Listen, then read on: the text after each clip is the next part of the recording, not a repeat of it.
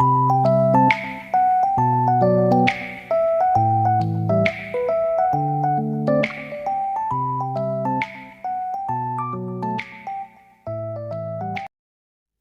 Cake తయారు చేయడానికి ముందుగా 1 కప్పు షుగర్ని మెత్తగా పౌడర్ చేసుకుందాం.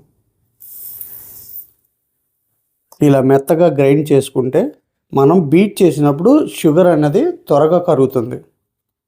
ఇలా మెత్తగా పొడి చేసుకున్నాం కదా, ఇప్పుడు దీన్ని పక్క పెట్టుకొని ఇప్పుడు బౌల్ తీసుకొని ఒక 3 కోడిగుడ్లు ఇందులో వేసుకుందాం. ఇప్పుడు ఈ ఎగ్స్ని బాగా బీట్ చేసుకుందాం.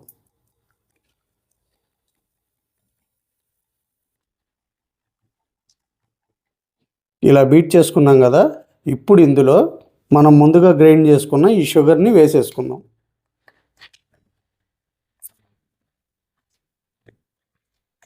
ఇప్పుడు ఈ షుగర్ పౌడర్ని కూడా వండ అనేది లేకుండా బాగా బీట్ చేసుకుందాం. ఇప్పుడు ఇందులో ఒక 3 టేబుల్ స్పూన్లు బటర్ కూడా వేసుకుందాం. ఇప్పుడు దీన్ని బాగా బీట్ చేసుకుందాం. ఇప్పుడు ఇలా బీట్ చేసాం కదా, ఇప్పుడు ఇందులో మనం ఏ కప్పుతో అయితే షుగర్ తీసుకున్నామో అదే కప్పుతో 1/2 కప్పు కస్టర్డ్ పౌడర్ ఇందులో వేసుకుందాం. మనం షుగర్ తీసుకున్న కప్పుతోనే 1 కప్పు మైదా, ఇప్పుడు 1 tablespoon baking soda, 1/4 teaspoon వంట soda, 1/4 tablespoon vanilla essence. ఇప్పుడు ఈ మొత్తాన్ని బాగా బీట్ చేసుకుందాం. ఒకే డైరెక్షన్లో బీట్ చేసుకోవాలి, అలాగైతేనే మన కేక్ అనేది ఫ్లమ్మీగా వస్తుంది. ఇలా బీట్ చేసుకున్నాం కదండి, ఈ కన్సిస్టెన్సీ సరిపోతుంది. 2 టేబుల్ స్పూన్లు టూటీ ఫ్రూటీ కూడా వేసుకుందాం. ఇలా కలుపుకున్నాం కదా, ఇప్పుడు కేక్ బౌల్ తీసుకొని దానికి ఆయిల్ అప్లై చేసి లైట్గా అలా మైదా పిండి చల్లించి తీసుకున్నాను. మీరు కూడా చేసేటప్పుడు ఇలాగే చేయండి. ఇప్పుడు మనం ఈ బేటర్ని ఇందులో వేసుకుందాం.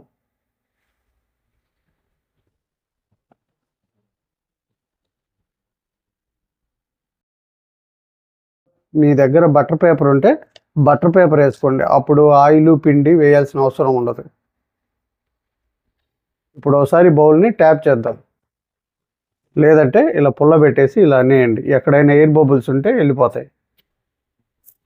ఇప్పుడు స్టవ్ మీద ఒక మందంగా ఉన్న బౌల్ పెట్టుకొని దాంట్లో ఒక 4 టేబుల్ స్పూన్లు ఆయిల్ వేసుకొని చిన్నపాటి స్టాండ్ ఒకటి పెట్టుకుందాం. ఇప్పుడు ఈ స్టాండ్ మీద మన బ్యాటర్ వేసిన ఈ బౌల్ని కూడా పెట్టేద్దాం. ఇప్పుడు లిడ్ ఉంటే లిడ్తో కానీ లేదా ఇలా ఒక బౌల్తో కానీ దీన్ని క్లోజ్ చేసుకుందాం. ఇప్పుడు స్టవ్ ఆన్ చేసి స్టవ్ని సిమ్లో పెట్టుకొని ఒక 40 నుంచి 50 నిమిషాల వరకు బేక్ చేసుకుందాం. మీరు ఒకవేళ మీరు తీసుకున్న క్వాంటిటీకి తక్కువ తీసుకుంటే ఒక హాఫ్ అన్ అవర్ తర్వాత ఒకసారి లిడ్ ఓపెన్ చేసి చూసుకోండి, అప్పుడు కేక్ పాడవకుండా ఉంటుంది. తర్వాత మీకు కేక్ రెడీ అవ్వకపోతే మళ్ళీ ఒక 10 నిమిషాలు బేక్ చేసుకోండి. 40 మినిట్స్ అయిపోయిందండి. ఇప్పుడు మన కేక్ ఎలాగుందో చూద్దాం.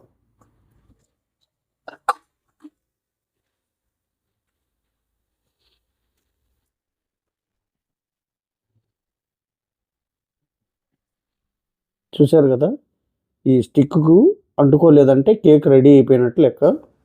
ఇప్పుడు మూత పెట్టేసి స్టవ్ ఆఫ్ చేసి ఒక 10 నిమిషాలు ఇలాగే వదిలేద్దాం. చూశారు కదా, నా కేక్ అయితే 40 మినిట్స్కి బాగా ఉడికిపోయిందండి.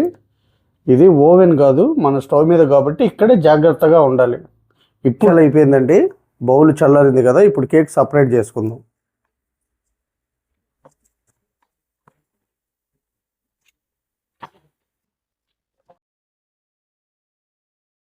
మీకు కట్ చేసి కేక్ ఎలా వచ్చిందో చూపిస్తాను.